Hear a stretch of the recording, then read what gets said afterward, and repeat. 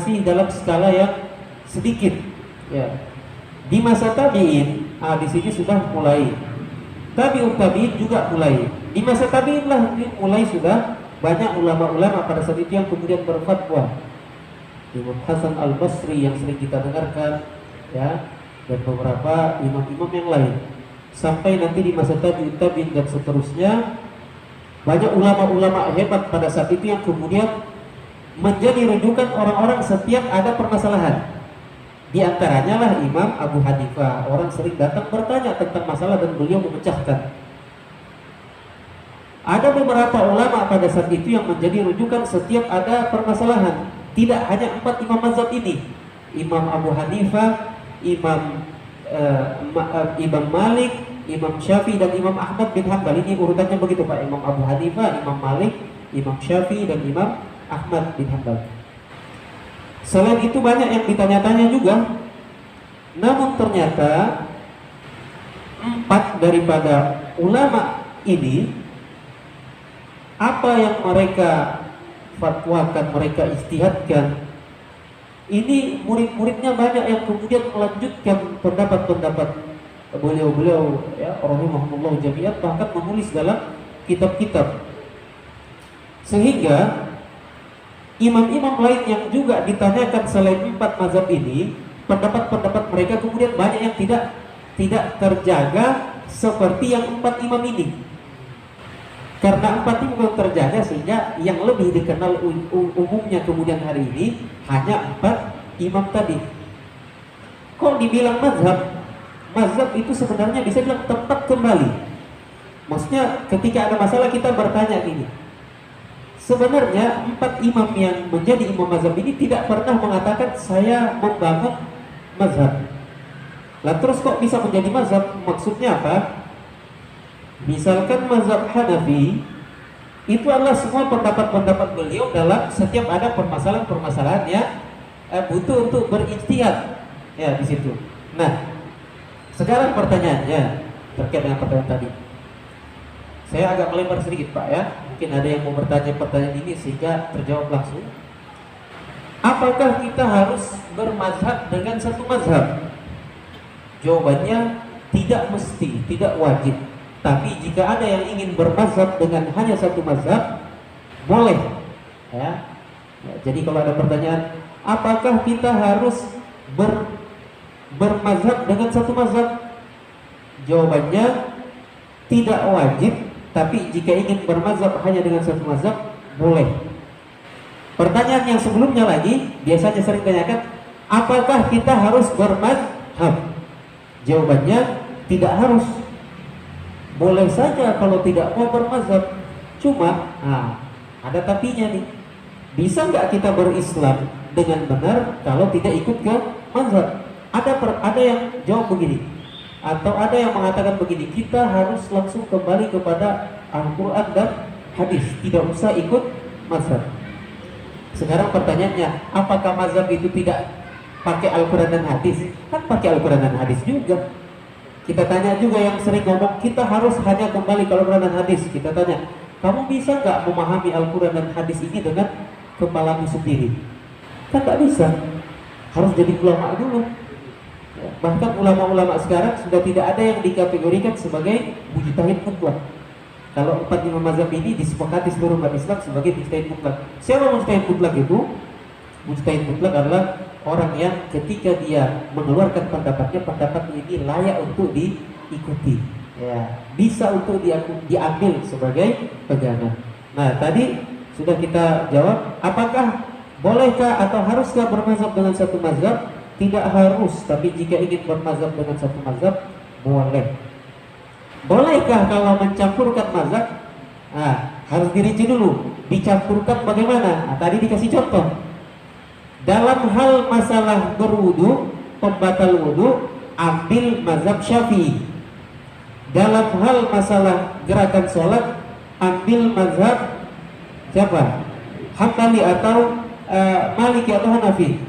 Untuk masalah begini, yang sudah dalam permasalahan yang berbeda, boleh mengambil mazhab yang berbeda. Yang tidak boleh jika dalam satu masalah mengambil 2 mazhab atau 3 mazhab. Ini baru nanti menjadi rancu, bahkan bisa berbahaya. Tapi jika dalam masalah-masalah yang terpisah dia, maka boleh saja untuk kemudian kita mengambil lebih dari satu mazhab untuk masalah yang berbeda.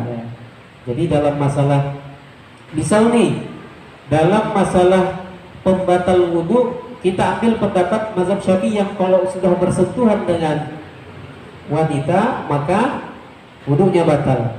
Tapi dalam hal tata cara berwudhunya, misalkan dia mau ngambil yang bukan mazhab Syafi'i. Kalau mazhab Syafi'i kan mengusap kepala sebagian saja. Dalam mazhab Maliki seluruhnya. Dia ngambil mazhab Maliki, dia seluruhnya. Terus dalam hal batalnya diambil mazhab Syafi'i. Ini boleh. Ini kan sudah 2 masalah yang berbeda. Satu masalah pembatal wudhu bersentuhan dengan lawan jenis, satunya dalam masalah mengusap kepala. Ini boleh. Yang tidak boleh dalam satu masalah ngambil 2 masalah. Seperti dalam masalah akad nikah, syarat-syaratnya siapa saja. Dalam mazhab Syafi'i dan mazhab yang lain itu berbeda. Berbeda antara harus ada ini dan ini. Kalau kita ngambil 2 mazhab dalam masalah nikah itu, bisa-bisa nanti, atau 3 mazhab, bisa-bisa nanti nikahnya hanya 2 orang ini sudah sah nanti, karena satu mewajibkan harus ada ini, satu bilang harus ada ini tapi boleh tidak ada ini. Nah, ini kalau dalam satu masalah. Jadi boleh mengambil dalam 2 permasalahan atau 3. Yang di masalah satu ini saya ngambil mazhab Syafi'i, masalah kedua ini saya boleh. Tapi dengan niat, ini Pak poinnya Pak ya, dengan niat bukan untuk mencari yang mudah. Bukan, mana yang mudah lagi? Oh, saya ngambil pendapat inilah karena ini yang mudah. Saya ngambil pendapat inilah karena yang mudah, enggak. Tapi karena memang meyakini ini yang paling kita yakini sebagai pendapat yang lebih kuat, lebih rajih, tanpa mengatakan yang lain salah. Karena dalam ijtihad ini tidak ada istilah salah. Yang ada itu apa? Kalau benar dia dapat 2 pahala, kalau salah dia dapat, atau kurang tepat dia dapat 1 pahala. Kalau dalam bahasa Arabnya tidak ada dibilang al-haq dan al-batil, tapi dalam apa? Khata' dan shawab. Jadi karena memang nggak ada niat ulama mazhab itu untuk membuat orang salah. Dia berijtihad mencari yang benar. Ya bisa dipahami Pak ya. Jadi kalau dalam satu masalah ini yang tidak boleh dicampur. Tapi kalau dalam masalah yang berbeda, boleh kita ambil mazhab ini, masalah perbedaan permasalahan yang lain kita ambil mazhab yang lain lagi, itu boleh. Dulu di Jamiatul Azhar, di Universitas Al-Azhar, yang Allah alam sampai hari ini, dosen-dosen kami ketika akan masuk kuliah di Al-Azhar Kairo, Mesir, mereka kebanyakan langsung ditanya, kamu mau ngambil mazhab apa? Jadi nanti sepanjang kuliah dia hanya akan nanti lebih fokus kepada mazhab yang diambil. Jadi sama tadi saya di awal saya sampaikan, saya mengaji kitab yang untuk pembahasan fikih karena memang ini permintaan. Ya kalau diminta yang itu kan tidak mungkin saya maunya kitab ini lah. Orang sana bilang kitab itu kan nanti malah. Jadi ya saya ngaji syarahnya Bulughul Maram. Judul kitabnya Tawdihul Ahkam Syarah Bulughul Maram. Pensyarah kitab ini lebih condong kepada mazhab Hambali. Namun dalam kitab itu setiap permasalahan memang disebutkan pendapat-pendapat dari tiap mazhab. Namun kecondongan dari pensyarahnya saya lihat lebih kepada mazhab Hambali. Ya, dan pendapat-pendapat ulama-ulama kontemporer juga banyak dimasukkan ulama-ulama Saudi. Ya, seperti itu. Ada kelebihannya, diantaranya saya menjadi lebih paham semua dengan pendapat-pendapat. Apa poinnya di situ? Kalau nanti ada saudara kita umat Islam yang lain melakukan satu perbuatan yang tidak sesuai dengan mazhab yang kita anut, setidaknya kita paham bilang memang ada pendapat begitu. Karena kalau kita nggak pernah juga mempelajari pendapat yang lain, kadang kita akan ini salah ini. Padahal mungkin kita yang belum mendengar kalau ternyata ada pendapat yang lain dalam hal itu. Ada lagi Pak sebelum kita lanjut? Ya. Kalau sudah tidak ada, mari kita lanjutkan pembahasan kita kemarin, masih dalam ayat atau dalam permasalahan tentang perubahan turunnya wahyu tentang perubahan kiblat tadi. Ketika sudah turun wahyu, ada riwayat dari sahabat Aisyah radhiyallahu anha berkenaan dengan ahlul kitab dari kalangan Yahudi dan Nasara. Nabi sallallahu alaihi wasallam mengatakan, innahum la yahsudunana ala syai'in kama yahsudunana ala yaumil jum'ati allati hadana Allahu laha wa dhallu anha wa ala al-qiblati allati hadana Allahu laha wa dhallu anha wa ala qawlina khalfal imami amin.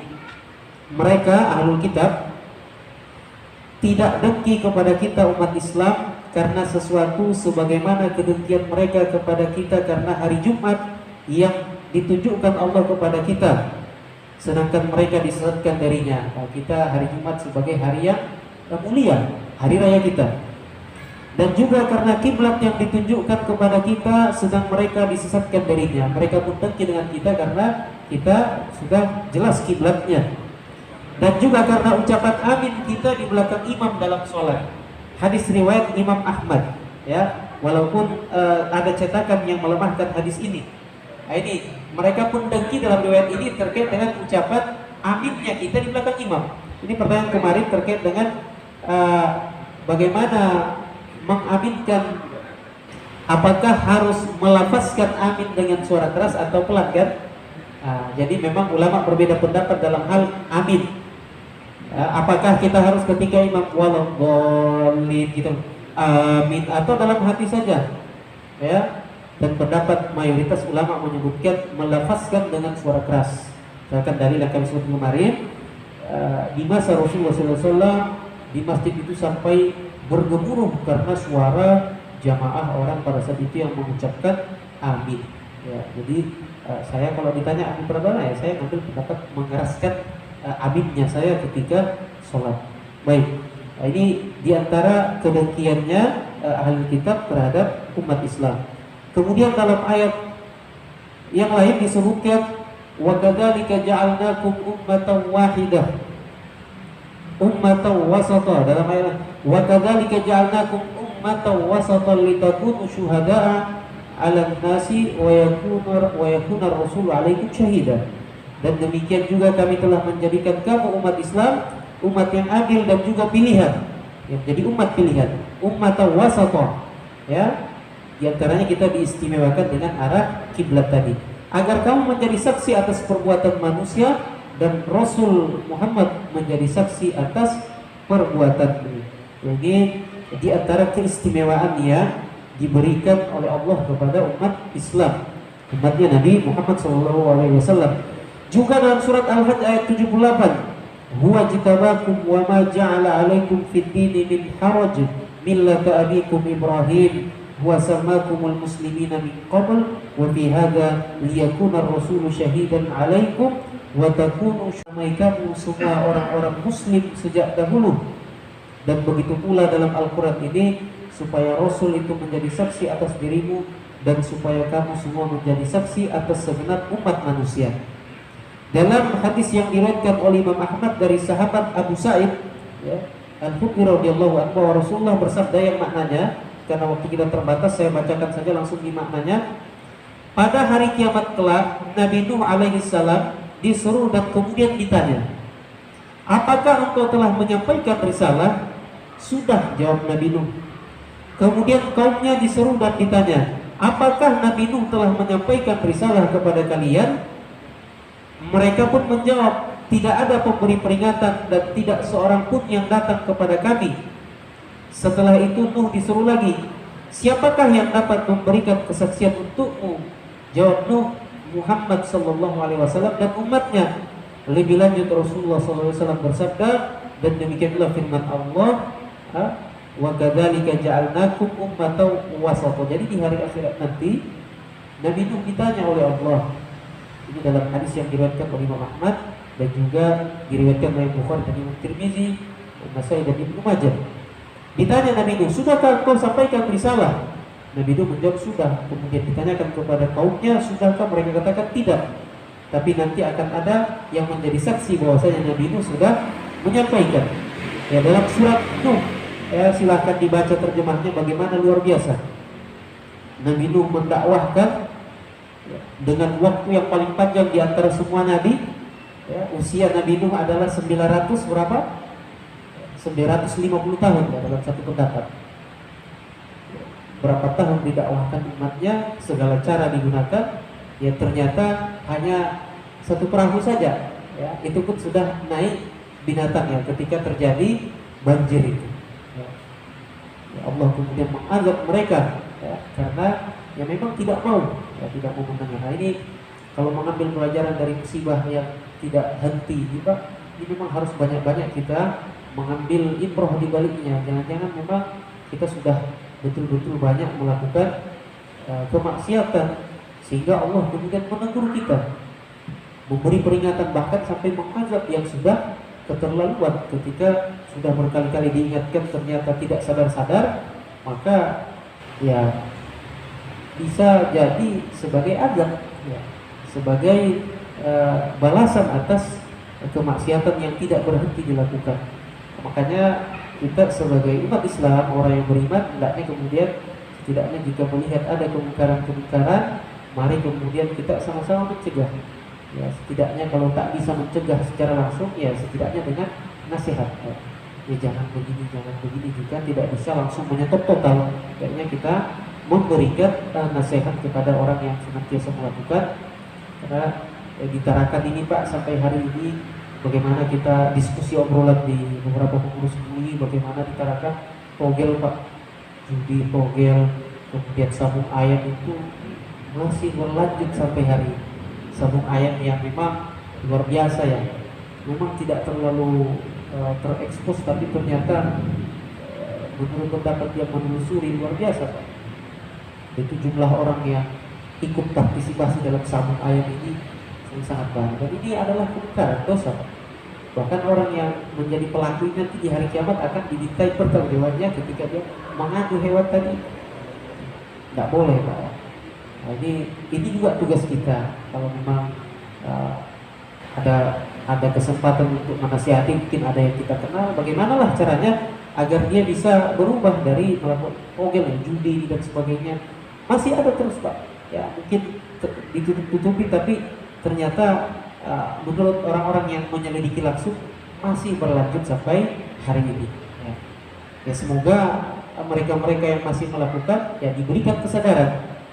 Dan kita, tugas kita sebenarnya sabda Nabi, man ra'a minkum munkaran falyughayyirhu. Ya kita harus mencegah, kita ubah kemungkaran itu menjadi ya kewajiban. Baik, kita lanjutkan. Kemudian hadirin yang dimuliakan Allah, persaksian ini memang penting ya. Bagaimana nanti di hari kiamat siapa yang akan menjadi saksinya Nabi Nuh? Jawab Nabi Nuh, kesaksiannya adalah Muhammad SAW dan umatnya yang akan menjadi saksi bahwasanya Nabi Nuh sudah menyampaikan ya, risalah itu. Dan persaksian ini dalam riwayat tentang pentingnya Pak, Imam Ahmad juga meriwayatkan dari Abdul Aswad, katanya aku pernah datang di Madinah dan di sana sedang berjangkit penyakit yang menyerang banyak orang dan korban pun berjatuhan dengan cepat. Lalu aku duduk di dekat Umar bin Al-Khattab radhiyallahu anhu. Kemudian ada jenazah yang lewat. Lalu jenazah itu dipuji dengan kebaikannya. Umar bin Khattab berkata pasti. Jadi setelah dipuji jenazah yang lewat ini, Umar bin Khattab mengatakan pasti. Kemudian Umar melewati jenazah yang lain dan jenazah itu disebutkan keburukannya. Umar berkata juga pasti. Setelah itu Abdul Aswad bertanya kepada sahabat Umar bin Khattab radhiyallahu anhu, "Ya Amirul Mukminin, apa yang pasti itu?" Dua kali sahabat Umar mengatakan pasti. Umar menjawab, "Aku mengatakan seperti apa yang dikatakan oleh Nabi SAW. Apa kata Nabi? Ayyuma muslimin syahida lahu arba'atun bi khairin adkhalahu Allahul jannah. Orang muslim manapun yang diberikan kesaksian oleh 4 orang bahwa ia adalah orang baik, niscaya Allah memasukkannya ke dalam surga. Ini pentingnya kita untuk menjadi orang baik, menjadi terkenal karena kebaikan. Jangan tadi itu yang baru menjadi terkenal karena sering judi, sering sabung ayam lah. Ini pasti juga keburukannya. Makanya ini sedikit melebar Pak. Dalam sebuah hadis, ya, Nabi SAW pernah berkata di hadapan para sahabatnya, "Atanya Jibril." Malaikat Jibril baru saja mendatangiku, kata Nabi. Dan malaikat Jibril kemudian memberikan 3 wasiat kepada Nabi Muhammad SAW. Wasiat yang pertama, ya Muhammad, wahai Muhammad, isma syi'ta fa innaka mayyitun. Wahai Muhammad, hiduplah sesukamu, lakukanlah bebas saja, tapi ingat engkau akan mati. Pesan ini sebenarnya, walaupun disampaikannya kepada Nabi, sebenarnya bukan untuk Nabi, tapi untuk kita umatnya. Kenapa? Karena Nabi Muhammad pasti hidupnya adalah hidup yang terbaik, karena Nabi adalah sebaik-baik manusia. Pesan ini lebih kepada kita, Pak, bahwasanya hidup ini tidak boleh sembarangan. Kalau mau gampangnya bertanya gini, kalau saya meninggal sekarang, kira-kira setelah meninggal ini orang-orang menyebut-nyebut saya itu bagaimana ya? Sejak meninggal apakah orang bersedih, merasa kehilangan, atau jangan-jangan orang bilang baguslah dia mati aja, dia bikin susah aja kalau ada. Jangan kayak gitu kan, Pak? Sudah meninggal ini yang bikin rusuh di masyarakat. Atau sebaliknya, innalillahi wa inna ilaihi, kita kehilangan orang yang sangat baik, jasanya luar biasa. Setiap kali disebut namanya orang langsung ingat, dia itu yang paling baik. Bahkan bekas peninggalannya dahulu ketika diajak bangun masjid, dia yang paling duluan. Coba lihat, orang itu coba lihat masjid itu, di salah satu bagiannya dialah dulu yang bangun, kebaikannya disebut. Tapi kalau setiap disebut keburukannya, disebut lagi namanya, itu dulu banyak betul masalahnya. Jadi kita bisa bertanya juga, kalau kita meninggal sekarang, ada nggak yang layak untuk dibicarakan dari kebaikan kita? Atau jangan-jangan tidak ada yang layak, sehingga ketika meninggal sudah selesai, kita kemudian dikubur dan sudah habis cerita, tak ada cerita lagi. Kalaupun dicerita, itu tadi keburukannya. Itulah yang paling pelit dulu, banyak uangnya, tapi pelit betul dia. Ada kan yang begitu, Pak? Coba Fir'aun setiap kali diceritakan, karena pembangkangannya mengatakan dirinya Tuhan. Siapa bendaharanya? Korun. Setiap kali dicerita, dia pelit betul. Bahkan mengatakan, ini semua aku dapat, ya karena aku. Jadi nggak boleh kamu minta-minta. Atau kita menjadi orang yang, bapak itu dulu, dia orangnya sebenarnya tidak terlalu banyak juga. Maksudnya orangnya pas-pasan juga hidupnya. Tapi setiap kali ada diminta untuk bersedekah, dia nomor 1. Nah ini kan luar biasa, Pak. Ya, luar biasa jika kita kemudian menjadi pribadi yang demikian. Makanya para ulama memiliki 2 penafsiran pada hadis tentang siapa yang ingin dilapangkan rezekinya dan dipanjangkan umurnya, hendaklah dia menyambung silaturahim. Dalam hal dipanjangkan umur ini kan ada 2 penafsiran. Pertama, penafsirannya real, umurnya yang memang dipanjangkan. Yang kedua, umurnya tidak dipanjangkan, tapi yang kemudian menjadi bertambah adalah keberkahan dalam umurnya tadi. Maksudnya apa keberkahannya? Dia nanti setelah meninggal pun orang merasa dia masih hidup. Maksudnya apa? Kebaikannya masih dirasakan orang-orang. Ya. Sama seperti ulama 4 imam mazhab ini, Pak. Coba, Pak, namanya masih disebut terus karena luar biasa bagaimana jasanya untuk kita semua. Jadi coba kalau kita meninggal sekarang, ada nggak yang layak untuk kemudian di hari kiamat nanti orang bersaksi juga bilang, dia orang baik itu. Dia orang baik, jangan masukkan dia ke dalam neraka. Dia orang baik, sehingga dengan persaksian kita sebenarnya dari riwayat ini, hadis yang diriwayatkan Imam Ahmad, bahwasanya orang muslim manapun yang diberikan kesaksian oleh 4 orang bahwa dia orang baik, baik dalam artian baik agamanya, ya, niscaya Allah akan memasukkan dia ke dalam surga. Kami bertanya, juga 3 orang? Beliau jawab, iya, meski hanya 3 orang yang bersaksi. Kami pun bertanya, lanjut Umar, juga 2 orang? Beliau pun, iya, termasuk 2 orang. Masih lanjut Umar, dan kemudian kami tidak menanyakan tentang 1 orang.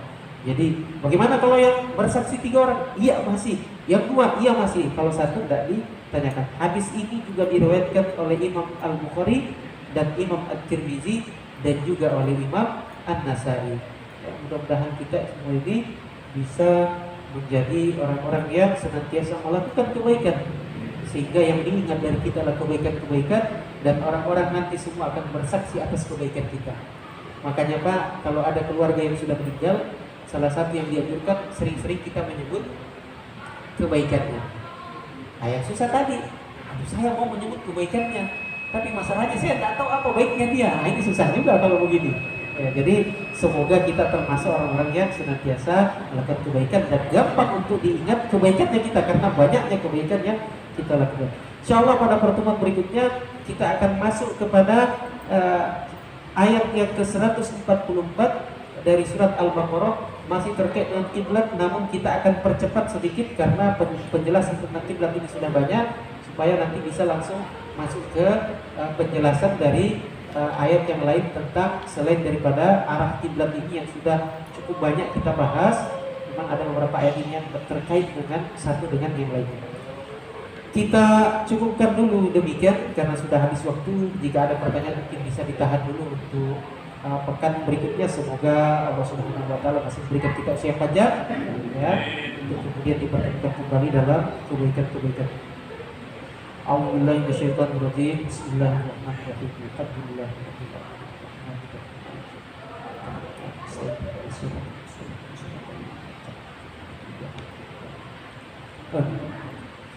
Allahumma inna nas'aluka salamatan fid din wa 'afiyatan fil jasad wa ziyadatan fil 'ilmi wa barakatan fil rizqi wa tawbatan qabla al-maut wa rahmatan 'inda al-maut wa maghfiratan ba'da al-maut.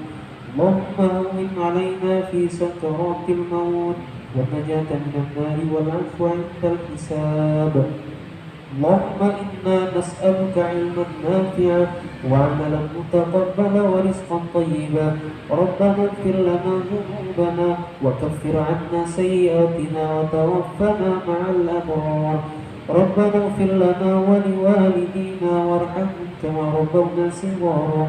ربنا آتنا في الدنيا حسنة وفي الآخرة حسنة وقنا عذاب النار. وصلى اللهم على سيدنا محمد وعلى آله وصحبه وسلم.